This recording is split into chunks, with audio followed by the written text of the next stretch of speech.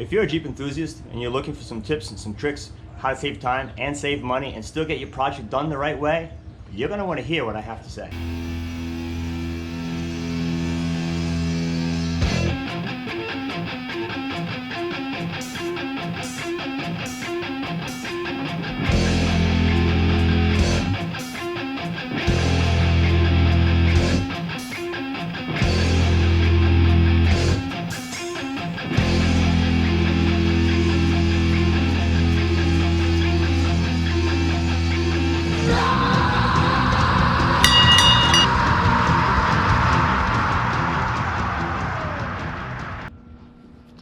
Hey guys, Rue here from Deadjeep. Welcome back to another segment of who we are and what we do. Today we're going to take a walk, maybe more of a stroll. Let's take a stroll, see what's going on today. Coffee conversation with me, with my Dunkin' Donuts coffee. So let's see what we got going on. I just bought a couple of CJ8. One of them came with a pile of pots, so let's see what we got. We'll just take a quick peek at what we got here. Dana 300, T5. Probably looks like an 83, 84-ish. Couple of front axles, one's upside down. Front axle, rear axle. AMC 20, 20, Dana 30, wide track axles. We got some stainless steel brake line kit. A nice torque box. Brand new shocks. And the box is nice. This is looks brand new. This is the bar that goes under the 258 engine. Couple of nutmeg visors in very nice condition. Well, oh no, just poopy, bird poop. So a couple nice, very nice nutmeg visors. A well put together, two front fender, the other one's still on the Scrambler. They did a really nice job on this. They you buy the outside, you don't buy the inside. You take the inside of the CJ fender, they welded it on. They did actually a really clean job. It looks really good. We got them guys pulling apart a WJ. We got Bill taking apart a TJ. If you notice, the rack's been moved. The rack is no longer there. The rack is now over there because there's just no room to take apart the Jeep when you can take apart every day. So let's see what we got here. Glove box door. Bag of parts. Don't even know. Bag of bolts, headlight buckets, hinges, taillights. Ray, why do you pull your pots around? Because I have so many things to do. Like this isn't even close. Like this is me just getting my day going, and I need to just go through this quick. That's a radio. Hopefully it's like an AMC radio. That would be kind of cool. Is that a radio? No, that is cool old radio, but not a Jeep. Box of new parts, some Mopar parts. Don't even know what it is. Decals maybe? Mopar decals, which is kind of cool. So this is the rest of that Scrambler pile. With some of it's up there, we still got to go through a lot. I'm going by this bulkhead as to the condition of the Jeep, which looks like it's in ridiculously nice shape. Judging by the condition of the bulkhead, there's a little bit of surface rust on the bottom, but it's actually in really nice condition. You can see they did some body work on the outside. I don't know if they finished it. It doesn't look like they welded anything. They just kind of skim coated it. I don't know if they put some steel on it. They didn't do a really good job, whoever did it. There's definitely some plastic on it. The bottom's all metal, the rock is all metal.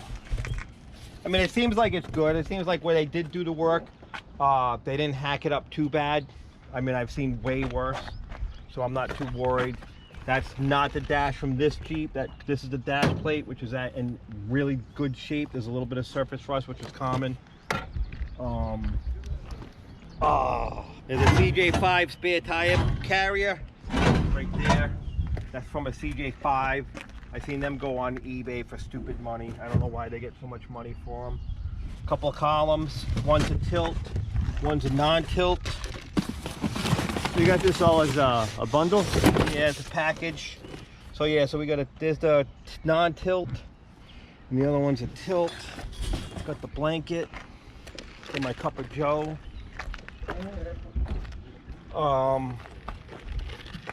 Yeah, there's my tilt column, nice horn cap. People like those horn caps. I seen those things go for silly money, but I don't subscribe to that. It feels like there was no rust. They just skim coated this side and never finished it up. Yeah, they didn't fix no rust. They just skim coated it for whatever reason.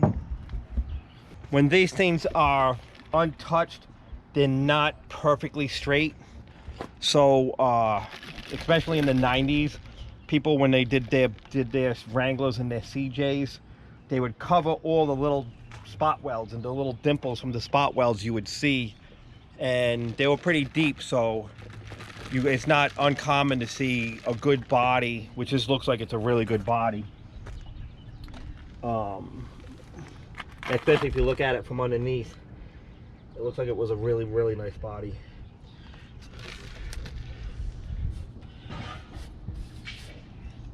That's the original frame there. All in all, I think it's a winner chicken dinner.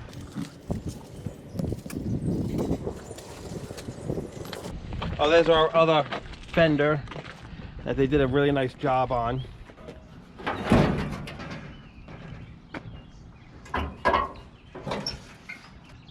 What engine is this? 258. This one's supposed to be brand new, rebuilt, bought over. We'll find out. We'll go through it. What does the admission tax say? Yeah. This is another 83. So we got two 83 Scramblers. Let's go look at this Scrambler. Obviously it was outside. Obviously it does have some rust, but... What year is this? 83. The bed, can't tell, but it doesn't look bad, because where it's usually bad, I mean, it's got heavy surface rust, but it's not rotted. There's a little rot there on the seam, but I'll have to wait till I can climb in this thing and rip that out. This side's nicer. It's probably outside to the sun, but still kind of hanky. Hard top, which is nice. Doors, which are not nice, but some really ugly seats they put in there.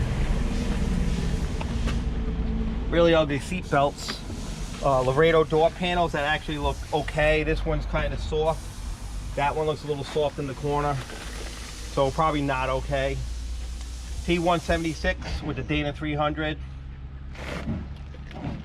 and an uncut dash that looks like it's in really nice shape. A little bit of, nope, just some chip paint and some surface rust there, but that looks pretty good.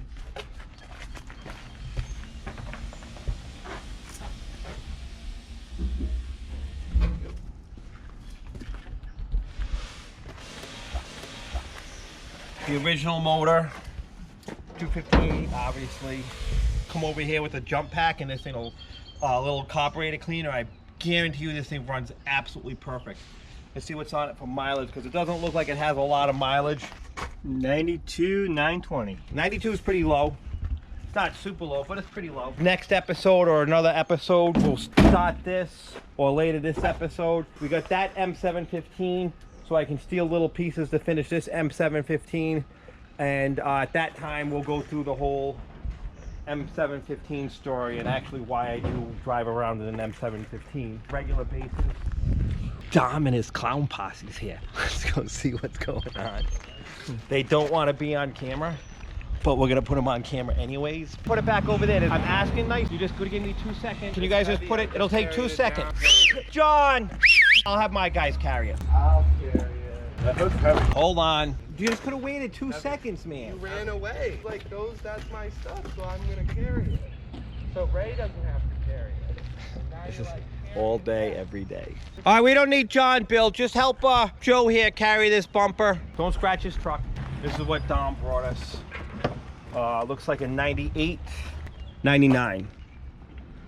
If I open the hood, I can tell you exactly, but it's like a 99. And a Mad Dominic. Let's go talk to Mad Dominic. Dominic's mad because I wanted to take a picture or something. Let's go check out Dominic's shoes. what's up? Those are Dominic's work shoes, because those are not OSHA approved in any state. See, that's Dominic's mad at Ray face. That concludes our coffee stroll for today. Today is only Tuesday, but it's crazy busy like this, like that, every day. Not just Friday. It's crazy busy like that every single day of the week. So that concludes Coffee Stroll. Not sponsored by Dunkin' Donuts. And thank God for Dunkin' Donuts. That concludes today's segment of Coffee Stroll with Ray. I hope you guys enjoyed the episode. Don't forget to subscribe, ring that bell so we can get all notifications out to you guys as soon as we have the videos out. As always, keep Jeeping and stay safe.